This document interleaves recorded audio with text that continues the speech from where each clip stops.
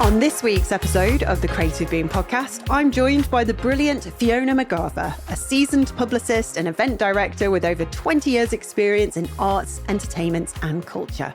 From her early days in television at the BBC, ITV, Line Pictures and Nickelodeon, to founding Sunday Communications here in Manchester, Fiona has helped shape campaigns for global brands, international broadcasters and some of the UK's most exciting creative organisations. She was also the driving force behind Manchester Design Festival for a decade, but today we focus on one of her long-standing clients and close friends, Shangri-La at Glastonbury. Led by the phenomenal Kay Dunnings and team, Shangri-La is more than just a stage. It's an entire world of creativity and culture at the heart of the world's biggest music festival. This year, Fiona and the team did something quietly radical. They ditched the reliance on social media and started again, taking back control of their communications, going analogue, and even sending something physical in the post to journalists. It was a small move, but one that felt bold and refreshing in an increasingly noisy digital age. We also get personal, of course we do. As two women born in 1978, we reflect on the changes we're seeing in the industry and in ourselves. There's a sense of rewilding, of reclaiming our creativity, of giving ourselves permission to rewrite the rules. If you're also questioning the status quo, feeling disillusioned with digital, or simply want to be inspired by someone who's seen it all and is still evolving, this episode is for you.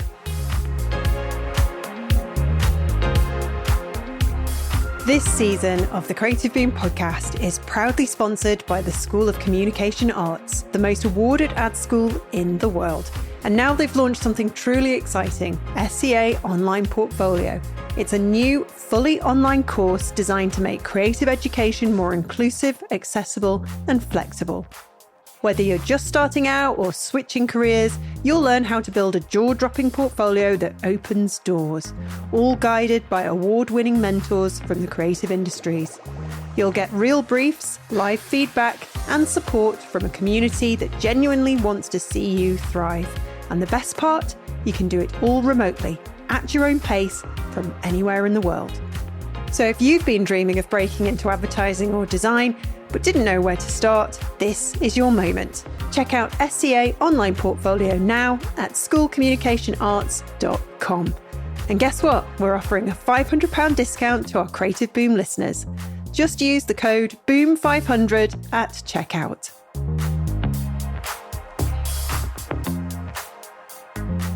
We are talking today about a ton of different things, but it all wraps up beautifully into this idea that marketing and PR is changing once again. We are maybe perhaps moving back to things that we can feel in our hands, and we're going to talk about the potential death of social media, all these things. And joining me, of course, is the wonderful Fiona McGarva. Hi, thanks for having me. I just go off on one and then it's like, boom. Yeah, thank you very much for having me. Yeah, I thought you would be perfect for this subject. And you definitely caught my attention when you did this amazing thing with one of your clients, Shangri-La at Glastonbury. And I think that's what got me thinking, it would be great to get you on the podcast to talk about this, because it's all changing. And it's not just the communications that's changing, it's graphic design. And I love telling graphic designers this, printers back. And they're like, yes. But it's true. Everything's changing. Everything's changing. How did you come to the decision? First of all, maybe explain what you did differently and why. Okay. Well, firstly, I probably actually wouldn't describe Shangri-La as a client as such. They're my friends. I think everybody that works there for the love, and it's a big creative partnership, and there's a huge amount of respect between everybody's skills and what they bring to the table. Kay Dunnings is the creative director at Shangri-La, and she's exceptional at finding amazing people and kind of harnessing their creativity, and then still having this huge kind of overarching vision about what she wants it to be like and what it should be like and what we're saying about society at this particular time, which is what Shangri-La does. So this year, the last 2 years, the theme for Shangri-La was Everything Must Go. And it was all about capitalism and consumerism and reimagining what that is and what it looks like. And, you know, it's all a little bit depressing. Like, generally, Shangri-La is not depressing. It was all done in such a fun way. It was really joyful. But, you know, the state of the world at the moment is pretty dire. So this year, her vision is called the Rewilding. And basically, everything has gone. Like she said it was going. So, you know, you should have listened because it's gone. And that is like everything in the field, like every single stage is gone, apart from this one area called Nomad, which is very much about creating space for queer communities. And, you know, there's a lot of stuff going on there a lot of work that had been done they wanted to continue with. But the rest of the whole entire field, which is huge, is gone. And we're starting again. And we were having a conversation and it was like, you know, the question is, you know, what would you do if you started again? And we started talking about communications and like, you know, that should go all the way through. It's not just a theme that we then just communicate in the exact same way. Let's look at how we communicate. And like, you know, if Shangri-La was faced with Instagram, you know, presented with Instagram, this is how it is, this is what it does, this is the algorithm, that, you know, this is what's on there, this is how people use it. Like, would we join? Like, would we? And it's like, well, maybe not. Yeah. Probably not. You know, that's a bigger question. I am not Shangri-La. I kind of, you know, sort of talk to them about what it is that they want to do, how they feel about things. And what we kind of came to is that obviously social media is important for so many of the communities that are part of Shangri-La. So we're not going to leave altogether. We'll keep our account, but we're not going to make our content there. Like, we're not going to specifically, you know, make our content for social media or like make our announcements on social media first. Like, we want to talk directly to people. We want our own community. That's what it's all about. And it's kind of very much like, so how would we do this? And we were talking about, like, you know, back at the start of my career, we used to send out press releases in envelopes, like, because we had to, because there wasn't emails. Like, I mean, there was, but it wasn't a primary form of communication. Like, that's not what people were doing. Loads of the regional papers still didn't even have email, or if they did, it was one email address for the entire office, which was not an effective way of getting in touch with them.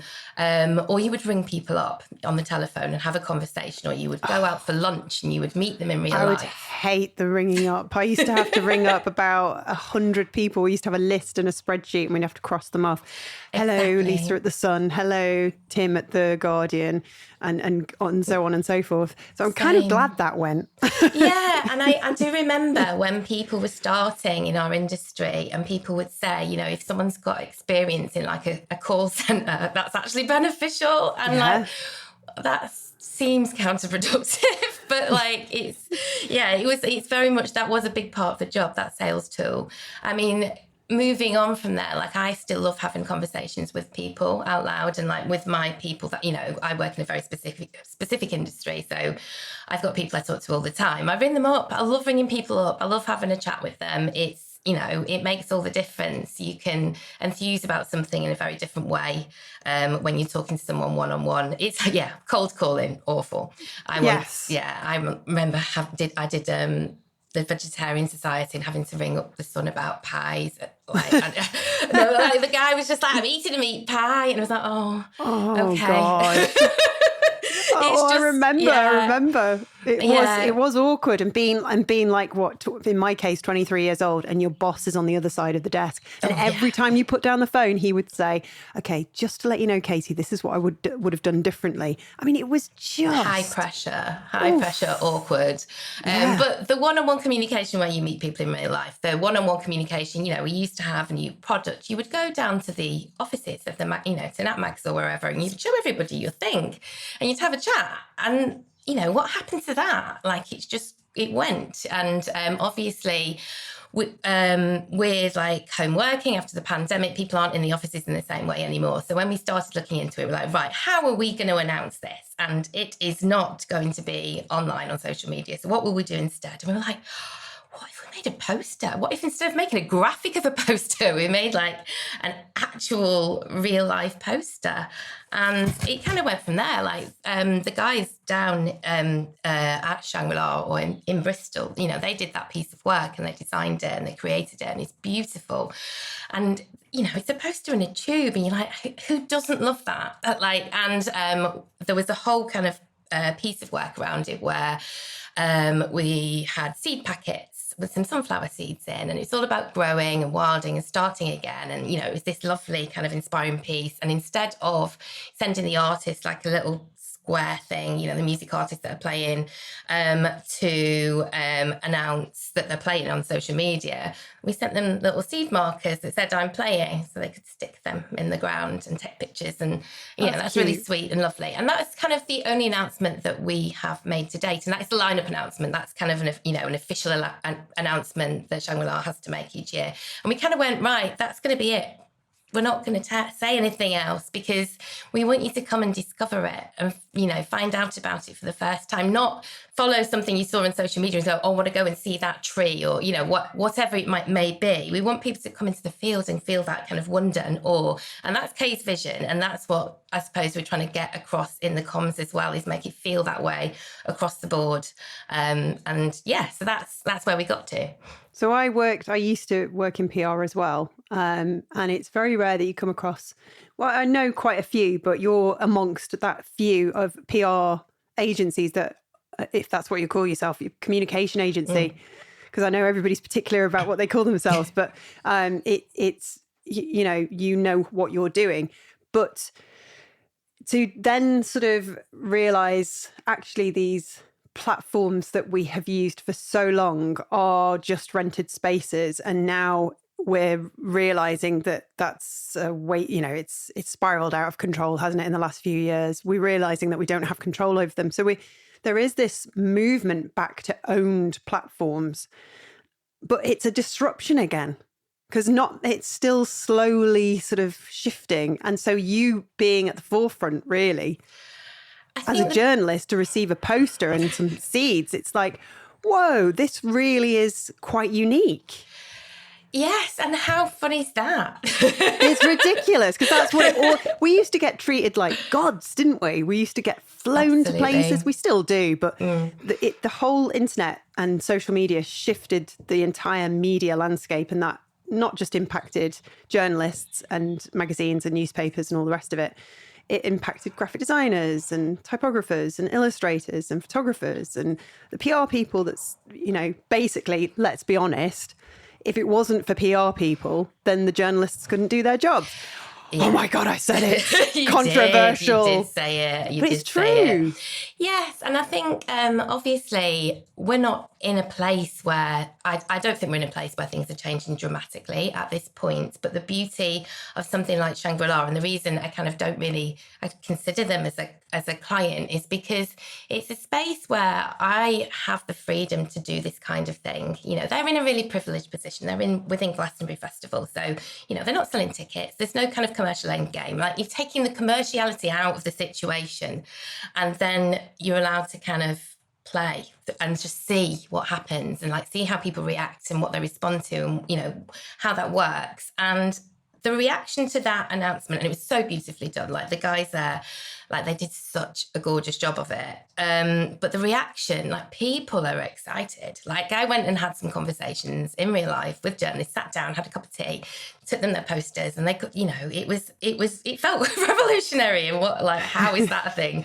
But it has generated so much interest in what we're doing. Like people have really engaged with that theme in a way that they wouldn't have done if I'd just sent them an email or if they'd just scrolled past a graphic on social media. So it's kind of made it tactile, it's made it real, it's made it, you know, people are growing the seeds. Like I had an email off a journalist the other day, and she's like, oh, I really want to find out what's happening. You know, and it's a really like a magazine that we want to be in. Like, you know, we're really excited to talk to them.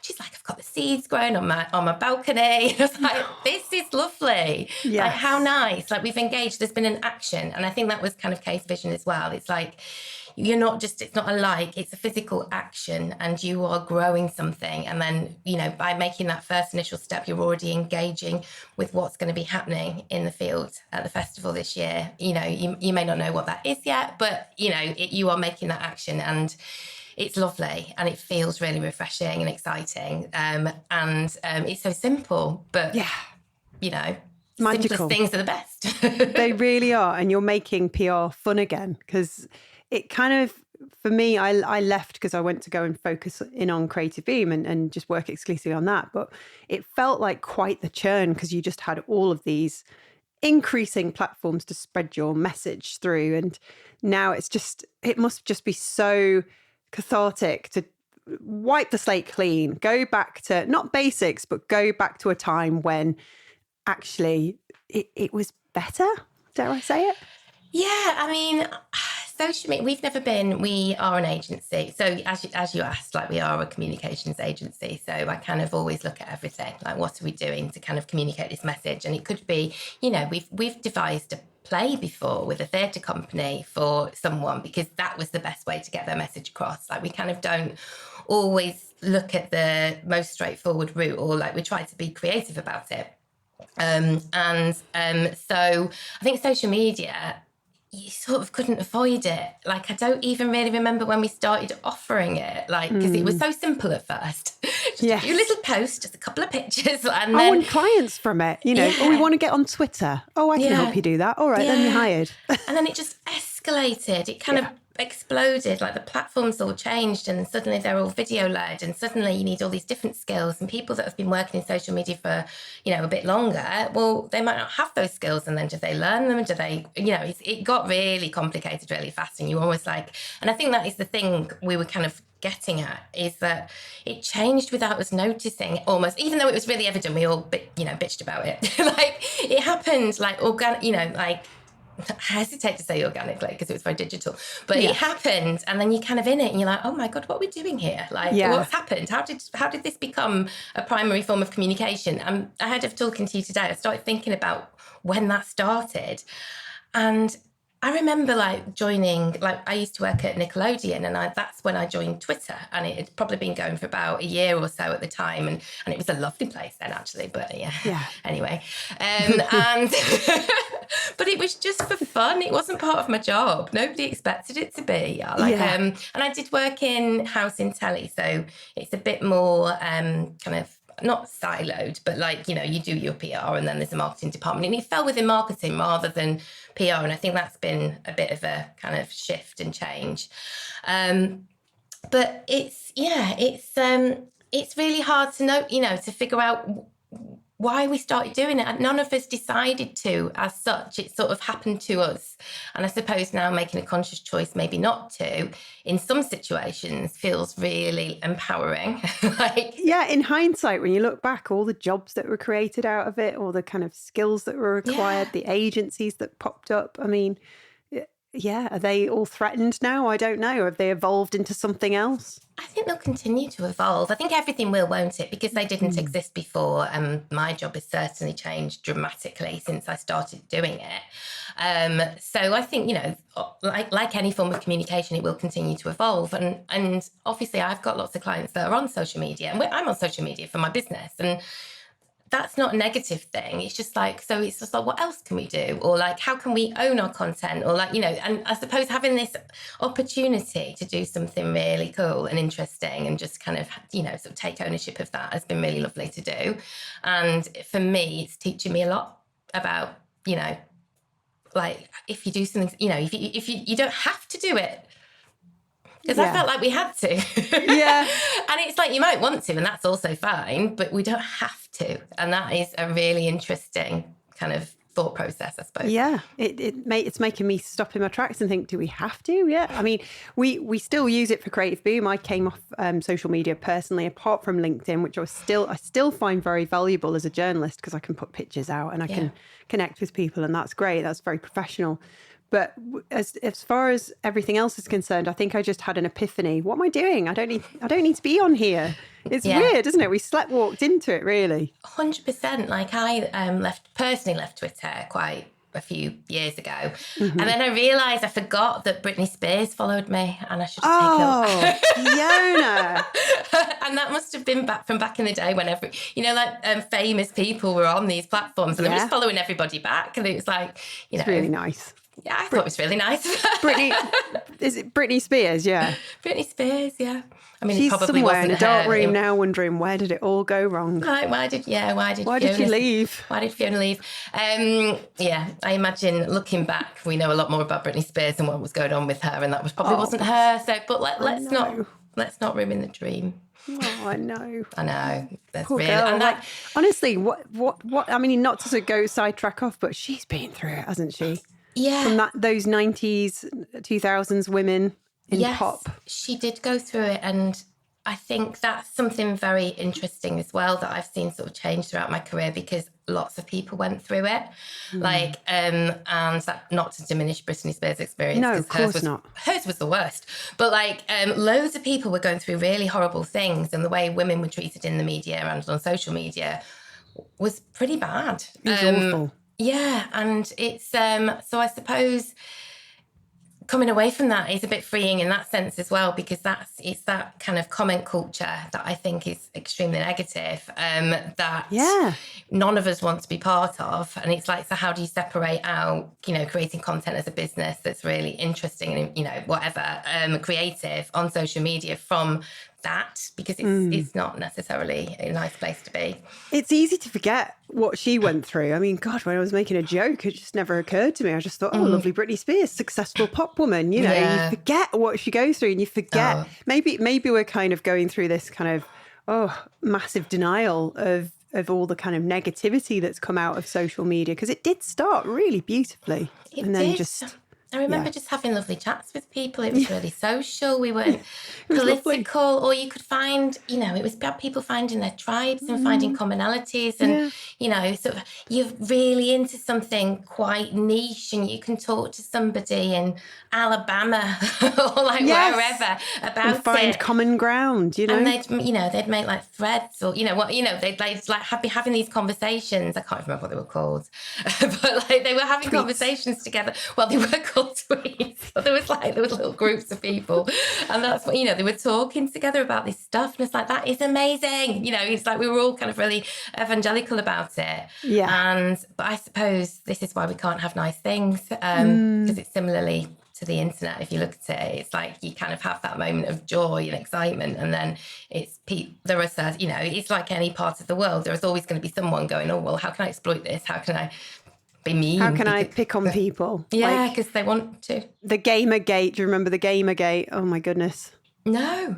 It was like an online harassment campaign, basically, against women who were sort of, the kind of diversity that was coming about in video game culture. Oh, really? And it sort of came about in 2014, I think, 2015. Just, hard times. You suddenly, you thought the world was progressing, and then you just get these little flashes of reminders that actually it can go quite... Yeah, and in some ways it was so positive, and it is still so positive. People are reporting from, sharing information from war zones, and they, things are happening in real time, and you're able to experience them or find out about them, or people are, are able to have those conversations. But it works both ways. It's, I suppose, and I think there's some bigger questions about sort of policing's a bad word, isn't it? Like,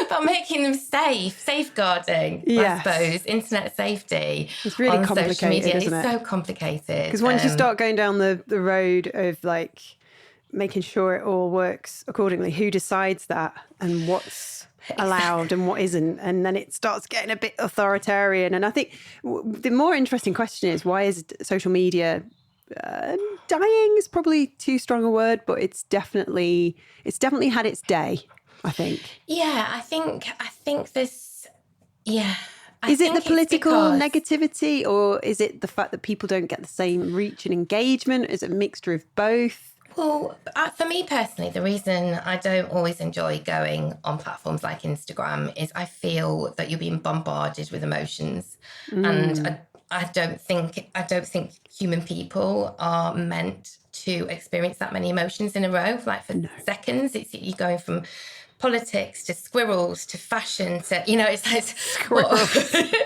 Or screaming goats. I really like squirrels, but you might be watching like a really fun video. Or Is that in your algorithm? It must be that and Pedro Pascal. We can get onto that later. We can. But you can be watching something really positive, or you could have gone on there to find out about something really serious, and then the next thing that pops up is something very silly, and it's confusing and distracting, and you come off feeling a bit icky, and it's like, what is this where I want to find out my information? And for me, it's not necessarily. For me, I want to find out my information somewhere where I can consider it carefully and think about it and slow down and really just feel one emotion and sit with it and think about how I feel about it before I move on to something else. And I think that's what we were talking about with Shangri-La as well. It's like, we don't want all our messaging to be in the middle of all that stuff, because it's confusing for people and maybe they're not really considering it or engaging with it. And Shangri-La's got some really important stories to tell. And so it's like, let's look at different ways of doing that. Like, let's invest into the website. Let's, there's going to be various different things that we do, which are secret. But you're so good at that, because I'm intrigued. And so are our listeners, I'm sure. But I remember going to Glastonbury back in the day, and Shangri-La didn't exist then. It kind of did in a sort of infancy form. It was the Greenfields, right? Sort of. I think it's more. I don't want to tell this story because it's not mine to tell, but it's more complicated than that. Before Shangri-La, it was Lost Vagueness. Lost Vagueness. And there's a really great film that my friend Sophia Collins made called Lost in Vagueness that everyone should watch. And is it on Netflix?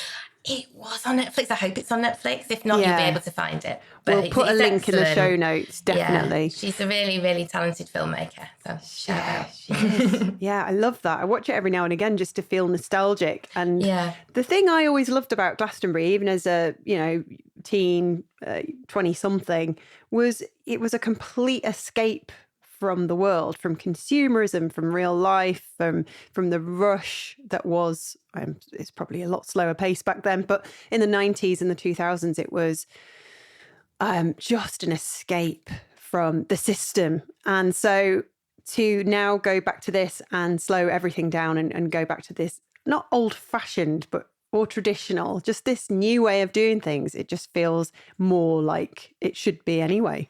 Yeah, and it's, that is the point. It's about joy. It's about taking some time out from your real life and thinking about things and, doing, people behave differently at Glastonbury, I think. You get this kind of real acceptance. And I think the first time I worked on Shangri-La was like 2019, and I remember being really fascinated by the types of people that were coming in and engaging with content that you would not expect them to, or that they might not normally, and just really getting into it and finding out more and asking questions. And I was like, this is so great, this is a really lovely thing to be part of. And so I suppose more of that, please, across the board. Yeah, it is magical. There's something about Glastonbury that I don't think any other music festival in the world can replicate. It's just magical. There's something in that land around that makes it what it is. I'm getting a bit hippie here, but I genuinely think that. I think it's the lay of the land. It's just something special. And it's the people that it attracts. And I feel very privileged to do the work that I do with them and to kind of support them in telling those stories. It's really kind of changed my thinking about my own career. And it's because it's about the stories. It's not about we're not then going, right, we need to sell some tickets for next year or whatever. We're not doing that. So it's kind of very much it's telling their stories because they're important and thinking of different ways of making that happen and amplifying them. And that's something that, having that freedom to kind of be creative about communications and so why is this story not landed this year? And it's well, maybe those journalists aren't here. And obviously the music's very, very, very important, and that's not to diminish anything else that's happening there. But it's well, maybe we need more different types of journalists to come, and that's something that we've been working on. It's maybe we're shouting our stories at people. It's not their area, and we need to make sure that we're talking, the right people are actually there in the field to experience it and then relay after. And that's something that's really, I don't know why that was an epiphany. Yeah. Well, because we all get lost, don't we? We all sort of go down these wormholes and we're just trying to make a living and build ventures. It's easy to get off track a little bit, I guess. And I think for clarity on Glastonbury, like so Shangri-La is kind of like a sort of separate part, and we don't do the accreditation.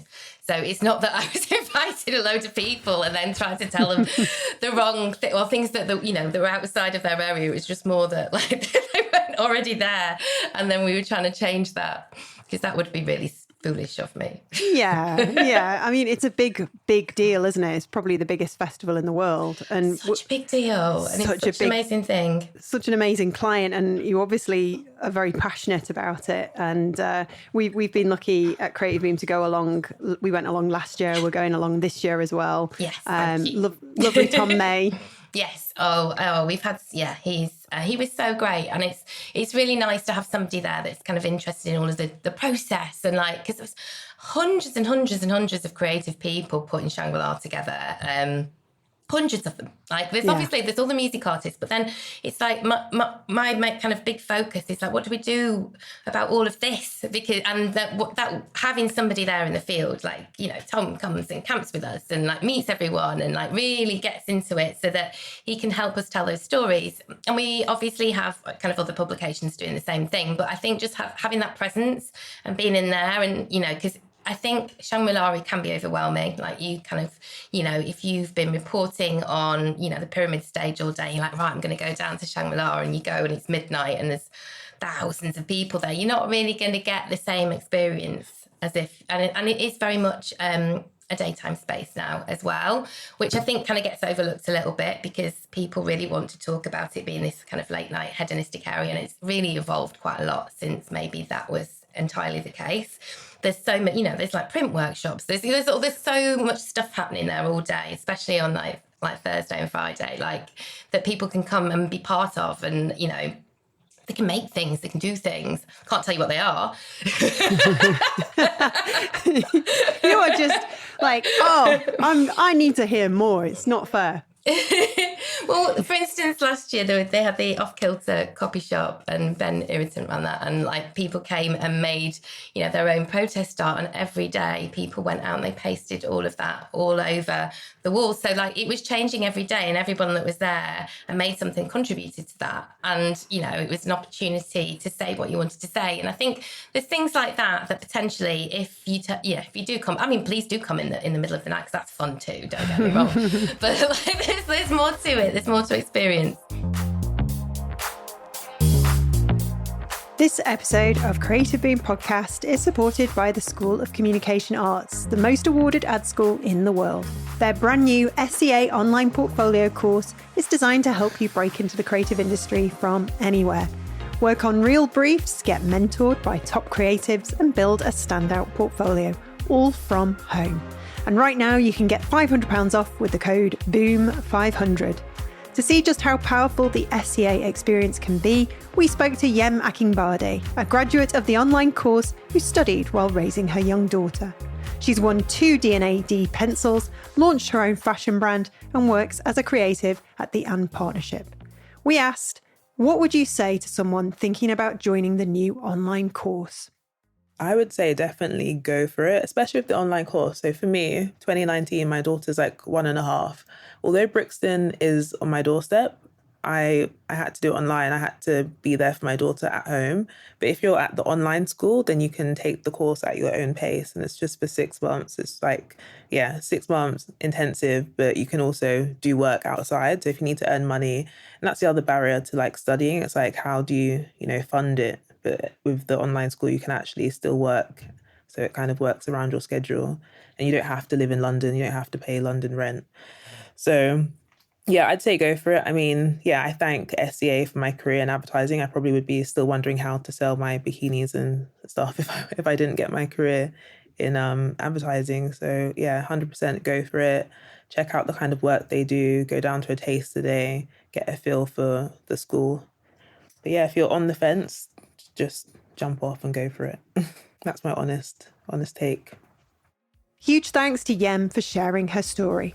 If you're ready to take your creativity to the next level, check out SCA Online Portfolio at schoolcommunicationarts.com and use code BOOM500 for £500 off your place. It's magical. I haven't been for a very long time, and I will. You were trying to get me to go this year, and I thought, no, I'm not quite ready. And I've handed Tom the baton, so to speak, and I know he'll do you proud again. Yeah, we will. Yeah, bless him. And he's been so many times. I mean, he's quite close in that area. Yeah. But the thing I loved the most was his amazing write-up of K and how it's like one of the most important art festivals in the world. Does K get overlooked, do you think? Not on my watch. Yeah, I was going to say. I think as a curator, maybe, and that's something, I obviously... I met Kay because she came and spoke at Design Manchester. She did? Sophia, I watched it. Sophia, yes, and that was great. And she was. I think that curation is so important, and her contribution, kind of direction is so important to kind of, it's a vision, and that I can't even almost contemplate like where it all comes from and how it gets done, but it's incredible. And I think rather than overlooked, it's actually quite difficult to kind of get your head around what's gone on. And like, there's so many people contribute, and Kay is all about credit, and she's always talking about other people. But it's a huge family of extremely talented people that put all that together. And it's to have, even each year it's very different. It's evolved every year, but this year it's phenomenal. Like, all the stages are different. Like, there's 4 new stages. Like, there's new everything. There's so much work. You're not going to get any sleep. Well, it's passion, can you imagine the passion you have to create something like that?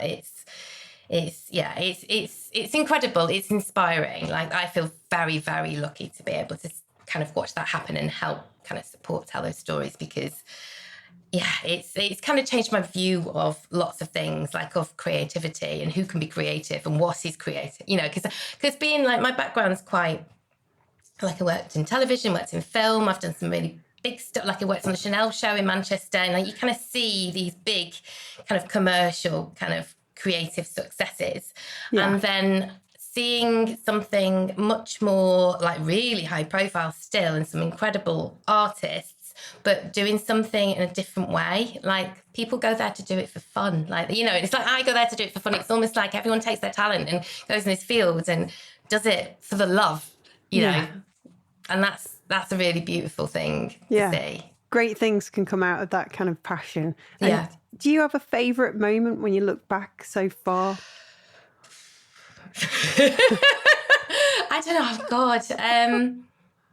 Do you know what? Last year I went up. So what we do each year, we try and take a photograph, an aerial photograph of the field, and we have a cherry picker. We put a cherry picker in place ahead of time, and the Guardian often come down and they get up this cherry picker, and it has to happen at 2 a.m, because that's when the field is doing, everything's happening at once.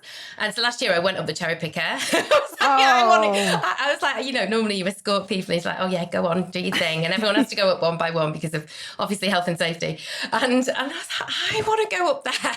Yeah, so you said it's my turn. Well, once they'd all obviously done their thing, I was like, yeah, please, can I go up? And they took me up, and being able to see, you can see the whole festival, but to be able to see the whole field, that is such a joyous thing. It's like, to see, it's almost seeing it all in one go, because you kind of, especially when you're communicating, you are very focused on individual stories, and you're kind of trying to look at the bigger picture, but also working out how to tell that via individual stories. And just to be able to see that big picture, and it was amazing. And also I thought I'd be really scared, and it was actually fun. Well, you got to try these things. You really do. Is that ever going to be offered to you again? It was like, no, so just do it. Do you think we're at an age, Fiona, and forgive me if I'm, making it older than you are, but do you think we're at I think we are similar age. Yeah. Sorry, I always awkwardly get that wrong. No, we are. I don't give a shit. I don't care. I'm 47. I was born in 1978. Yes, same. You're a month or so older than me. Yeah. Not that you look it. You look amazing, and it's. I guess my question is, at this age, being a woman, do we really care anymore? Like, we realise it's not a dress rehearsal at this point. We've maybe had a few health problems, maybe lost people we love. We're at that age where we think, screw it, I'm going to do it anyway. Oh, 100%. Last year I went down to Glastonbury and I stayed there. I went 10 days before the festival. And it's why? Because I can. No one's it's not going to happen for the rest of my life. This is an experience, and it's for me it's all about experiencing things. I think I told you last time we met. I'm writing a novel. It's well, why not? Other people are doing it. And a brilliant novel by the sounds of things. Fingers crossed. But it's one of those things. It's why am I not doing this? I suppose when I was younger, I suppose I tended to put myself in a box, and it's I'm offering a service to the creative industries. I never really saw myself as being creative, and I think working at places like Shangri-La, it's actually this is a very creative process, because it's we're coming up with new ways of doing things, or how do we manage to kind of control a story that could become misconstrued, or there's lots of different things that you have to do to really think about things. So it's this is creative, because you're kind of almost doing it to tell a story, and not for most people are employing you to deliver a commercial end. And then it's just maybe I can do that, or maybe let's just try it. What's the worst that could happen? Exactly. And I think I've lost that fear. I've lost the fear of people thinking that I'm silly and rubbish, or those things. And I think there's a kind of societal thing when we were younger, particularly sort of starting work in the noughties, that there were kind of certain viewpoints put upon you, especially being a girl. The amount of times I was called a PR girl, I was constantly called a PR girl, the PR girl. I was what? Why is that then? What's that all about? Yeah, I'm a little bit more than that. Thank you very much. Well, I'm just a grown woman also, Yeah. It's creepy. PR though. PR in the 2000s was really creepy. They just used to get the most attractive women and send them to pictures. Do you remember that era? I didn't. I worked in an agency for a couple of years, but my first PR job that I really kind of felt where it was my own was I worked at Hollyoaks. So that was, but it was amazing, because at the time I was watching the Hollyoaks omnibus at the weekend, and then suddenly I was at Hollyoaks. I was oh my God, what's going on? But then also you kind of, the media at that time, and those magazines that existed, your kind of Nuts and Zoo and Loaded, and, occasionally they'd ring up and they'd just ask for a Hollyoaks girl. I was which one? And I was oh wow, that's such a bad attitude. That's the way it is. And I think, and I worked, I worked really hard when I was there to try and change that. But also kind of throughout my career, it's thinking about the choices that you make, and things have changed. I've started doing some more personal PR for people recently, and I've met some really incredible women mainly. And there is more opportunity to tell your story, and which I don't think really used to exist 25 years ago. I agree. It has changed culturally. Not completely. No, still some way to go. There's a long way to go, but there is the opportunity to do that. And, if there's, I suppose, what I started thinking, if there's a way that I can help somebody tell their story and amplify it in such a way that, hasn't happened for them already, then I'm going to do it, because I've been learning these skills for all this time, and now I've got and now I don't care. I'm just I'm not afraid to say, well, I don't think you should tell your story to that particular publication, because it doesn't work. It's not publicity for publicity's sake. It's the right publicity. Exactly. Yeah. Do you feel like you're just getting started? Yeah, I mean, I've got plans. I think careers are evolving. I don't think I will always be doing the same thing. I obviously, as discussed, want to be a world famous novelist. Yes, so that's this is going to happen. Yeah, absolutely, manifesting that. We'll be doing a book reading at Shangri-La in a couple of years' time. You will. I think maybe not, but I think there's definitely like I want to try different things. I want to do things differently. I suppose I'm taking that philosophy that we just applied to Shangri-La. I was like, what would I do if it started again now? Like, what would I do, and what haven't I done? And I suppose there's the thing about hitting a certain age and going, right, hang on. Right, I've still got loads of time, but like, let's think about it.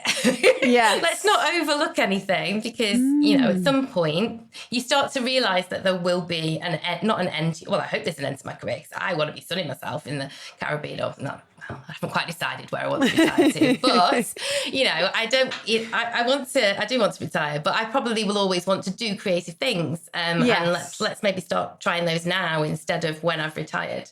Yeah, I think there comes a point where I'm talking to a lot of other women of similar, who are going through a similar sort of phase, and everybody's like, do you know what? I don't care anymore. Like the voices in my head, or the kind of societal things that we're told or have been told throughout our careers, I just don't care anymore.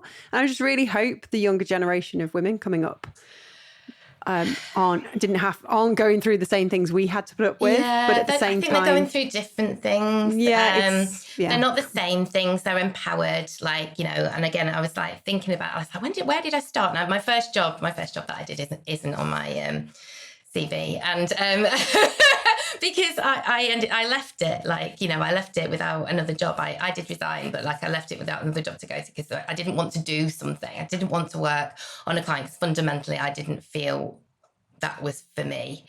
And I talked to them about it, and they were like, well, you have to, it's the job. And so I just left. And I was like, a young person now would be like, no, you can't make me do something that fundamentally I'm opposed to, which wasn't part of the job when I started the job. Fair enough. You had integrity. Yeah. I mean, I actually just couldn't do it. I don't want to get into the details, because that's kind of getting bogged down. But a young person now would see that differently. But they are also going through many, many other challenges. And I fresh feel to their kind of generation. I know, and it's like they seem to worry a lot, and I suppose, yeah. Social media didn't help. Well, no, exactly. We didn't have it, you see. When we were kids, teenagers, even at university, there is no evidence of our fuck-ups. I made all my mistakes privately, or at least in front of a select few people. Whereas and I also see, people joining social media, I look after actors and actresses, and people getting caught out for something they said a really long time ago. And, it's all of that. It's it doesn't go anywhere. The internet's always there. And I've always been quite wary of social media for that reason. And it's but people weren't as aware of the impact it was going to have. Yeah. So, I was the same as you. I think it helps that you worked in PR. I've never tweeted anything that was controversial or political or opinionated. I was so boring. Yeah. I was just everything is great. Yeah, exactly. And that's why I probably didn't really engage with it in the same way on a personal level, because I always felt like you don't know when you might meet someone or start working with them, or you can't be talking about, so I work in telly, you can't be talking about a TV show. What if I meet them the next day? Yes. And I've been calling them names. I'm not, and also it's not very kind, and, Or singing the praises of Pedro and then suddenly he's there. Exactly. Who is just amazing, isn't he? He's just a smiley bundle of joy. So this, for me, right, I think there's a really important thing about Pedro Pascal that I would like to say. This is such a positive, so he got famous when he was older. He was cooked. He was fully formed. His opinions were thought through, and the things that he says, he's had years to think about them. Sometimes when very young people, they get famous and they're on social media, they haven't got that. Their brains aren't fully formed yet. They're going to make mistakes. And there's lots of people who've done lots of things that, are really bad. And I'm not defending any of that, but it's just we all said something stupid. And it's but now it's immortalised and you can't get away from it. And just one thing can derail somebody's entire career, which is frightening. It is. Really frightening. Terrifying. Especially when I think, how have I managed to still be here with the way I am, good grief. And I've just started vlogging. Oh dear, it's all going downhill from here. Yeah. I'm doing a behind the scenes editor's cut, which basically is just an excuse for me to go around with my little camera and talk to people and laugh and, nice. be a bit of a Dig. Excellent. I shall look forward to seeing that. Oh, the first one's out. I just put it out there. Going through that similar thing. Oh, sod it. I'm sick of holding back. I'm just going to have an absolute blast, because you know what? I might only have 10 years left. I might only have 5 years left. Yeah. I might only have 1 year left. I'm going for it. Sod it. I know. And I think if you also, like, if you stand by something, say it or do it, you know, it's like, I think there's being flippant about opinions and being knee-jerk, and then there's like, actually, I really think this, and so I'm going to say it, because... I'm not saying anything deeply intellectual or, profound. It's just me being silly and adorable, hopefully adorable. I'm sure you will be. Bless you. Well, I think this kind of wraps things up nicely. We kind of have come full circle, really, both in our careers and what we do and how we sort of tell stories. It's so interesting to see how social media is changing and how it's sort of changed us, really. Yeah. For the better, hopefully. Yeah, I think I've learned a lot from it, and also, there's some really positive things about it. It's just I suppose asking yourself the question, is it the right place for me? Like, is this the right place for me to tell this story, or is there another way? And like, that is, I think we've all got very kind of caught up in it, and like it being very, very, very, very important, and it can be influential, and it can be a great platform, but on the other side of it, it can also not be. Yeah. and it isn't for very many people, so huge amounts of people. So it's like, where do we sit within that? And just really considering it, I suppose, like considering what we're doing and why we're doing it is something that I'm trying to do across the board. Yeah, a kind of chance to rewild ourselves. And why not? Start fresh. What would we do if we started again? Yeah, it is liberating. It's it's a really refreshing mindset. Yeah, what would we do if we had another chance? Yeah. Think about that. Or just that. if we just start, if this is the beginning, like now, right now. Like, it is the beginning. It's the beginning of the rest. The rest of our lives. Well, exactly that. We're getting deep now. Yeah, I love it. And it's really made me think, gosh, if this is it, what would I do differently if I was just getting going? And that's the thing. I feel like I'm just getting going. Exactly. And, so many people change careers, or like, their career. Oh, Pedro. Let's just really make this all about Pedro Pascal. Focus on the Pascal. Yeah. But like, his lovely face. I love the idea of like, your career taking off or changing direction later in life. And I always think that the people that do that are very interesting, like Ricky Tomlinson, or, like people changing their career, like, but doing it amazing. And like, I think removing the expectation that we should have done it when we were 18 or 21, or, it's too late. And it's not too late for anything. It's never too late. And we're not going to become invisible either. We're not going to just shrivel up and disappear like they want us to. No way. I intend to be more ridiculous, like the older I get. I do as well. And you can. Like, I challenge you. I challenge you for a ridiculous off for the next, 50 odd years. Bring it on. Let's do it. Well, thank you so much, Fiona. This has been amazing. No, this has been fun. A huge thank you to our guest, Fiona McGarva, for joining me on the show this week. Do we have to keep doing things just because that's how they've always been done? Hell no. And are we going to retreat or play small? Not a chance. What I'll remember most from this conversation is the joy in realising that we can still begin again. Start that thing we've been putting off, or pursue the dream we thought had passed us by. Hey, the world feels like it's constantly shifting, and the pace of change right now can be overwhelming.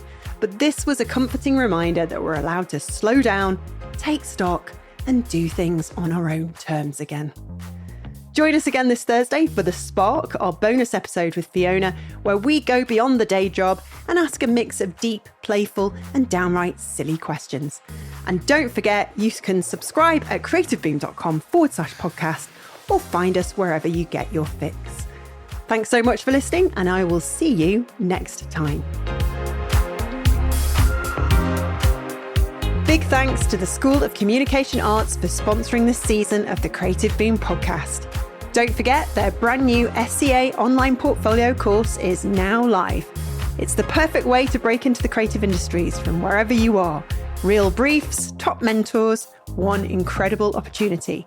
Visit schoolcommunicationarts.com to find out more. And to enjoy £500 off the price of the course, use our special code BOOM500 at checkout.